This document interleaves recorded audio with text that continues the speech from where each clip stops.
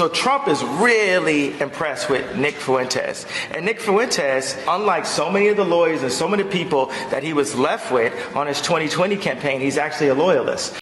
Did you hear what he just said? That's Kanye. He says Trump is very impressed with Nick Fuentes. Trump is trying to tell us he doesn't even know who Nick Fuentes is. And he's saying, yeah, he does. Kanye's saying, yeah, he does know who he is. In fact, you know who else is saying that Trump knows who he is and, in fact, loves him? Nick Fuentes. So I literally had Thanksgiving dinner with Ye and Donald Trump. So crazy, right? My two heroes.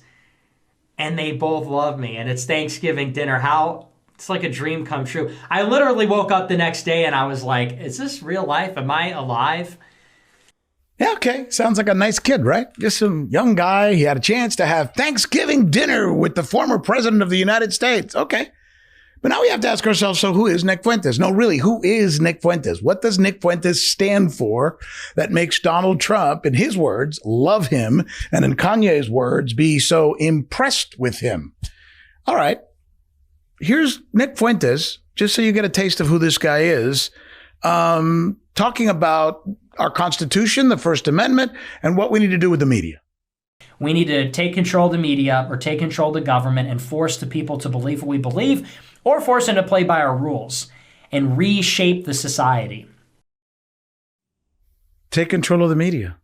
In other words, why have the First Amendment? Not necessary. Okay. That's his opinion. Let's see what he thinks about African Americans.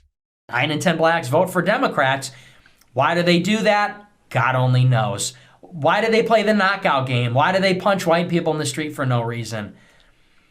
Why do they rob 5 7-Elevens in 30 minutes? Why do they walk around with their pants around their ankles?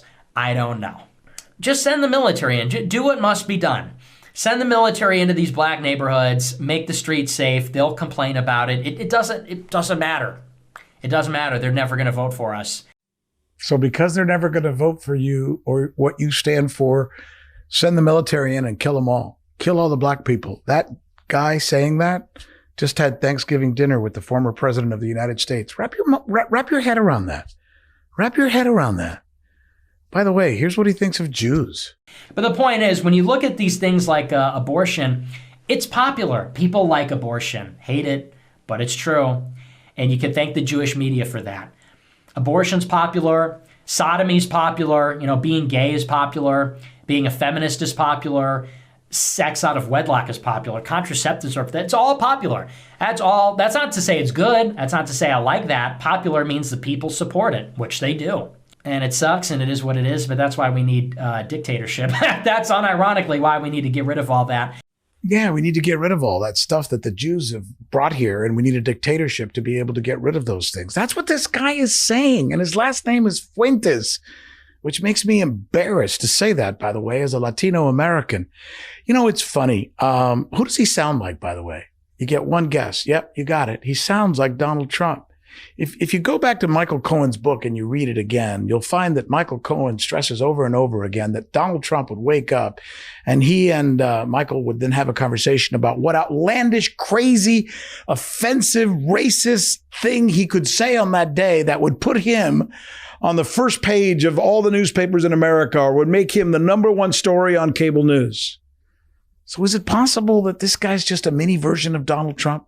That this guy Fuentes is doing the same thing that his exalted leader, Donald Trump, would do? And is that why Donald Trump is impressed with Nick Fuentes? Either way, somebody like you and me would say something like this and someone would call us out and we would feel shame, right? As a Latino, it's called vergüenza. This guy, even though his last name is Fuentes, has no vergüenza, right? Because to him, it could just be that, a game. I just need to say crazy stuff.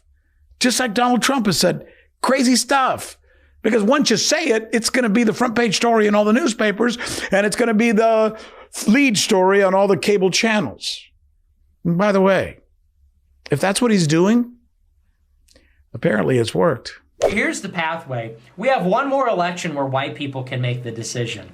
The white people got to make the right decision, and then Trump's got to get in there and never leave. That, to me, at this point, is a pathway. It's time to shut up, elect Trump one more time, and then stop having elections. Last week, it was reported that Donald Trump, the former president of the United States and Republican standard-bearer, had dinner at Mar-a-Lago with a notorious bigot who fancies himself a leading thinker on the extreme edges of the hard right, embracing everything from white nationalism to anti-Semitism to outright Holocaust denial. For a former president to sit down and have dinner with a high-profile anti-Semite is disgusting and dangerous. To give an anti-Semite even the smallest platform, much less an audience over dinner, is pure evil. What's up, everybody? Major Retired Richard Old Jet here, and it seems like there will be a lot of condemnation of Donald Trump here soon, but I'm betting he won't hear much of it. Even assuming the former president didn't realize Mr. Fuentes was coming to Mar-a-Lago, for him to refuse to condemn Fuentes and his bigoted words after the dinner is appalling, and it is dangerous. Nick Fuentes is a horrific and disgusting shell of a person and has no place in political discourse. Let's be clear about that. He has theories ranging from Holocaust denial to the advocation of burning women for being witches and removing the right to vote. These are just a small few of the things that he has spoken out on with the unearned confidence of someone as vile as he is, while also being an avid supporter of Vladimir Putin and his invasion of Ukraine. This despicable human filth has made the rounds in circles of the GOP, even being joined on stage with none other than Marjorie Trainwreck Greene. The representative from Georgia, Marjorie Taylor Greene.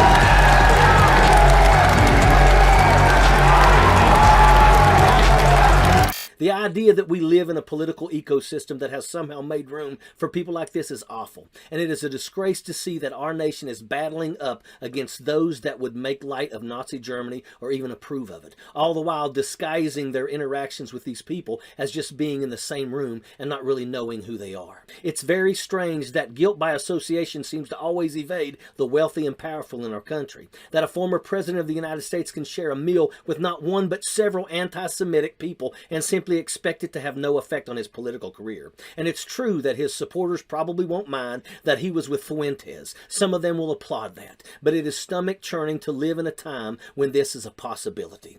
Remember, Trump does not mind being in the same social circle as horrible people. Much like his love for Jeffrey Epstein and the Proud Boys and his endorsement from the leader of the KKK, he does not shy away from taking support by any means necessary. This man will always be the one that claimed that there were fine people on both sides and stand back and stand by to domestic terrorists. To hold this man up to the morals that we have decided on as a society is a losing strategy. Clearly, he doesn't have any morals. We, instead, must collectively reject him and his ideology and cult-like mentality. We have to let him become irrelevant, which will be difficult given his impact on our democratic system of governing, but it is the only way forward. Donald Trump will more than likely be the only one that causes his own demise, and we have to allow that to play out by agreeing that he is horrible and sets a precedent that should never be a reality again, and that's a fact.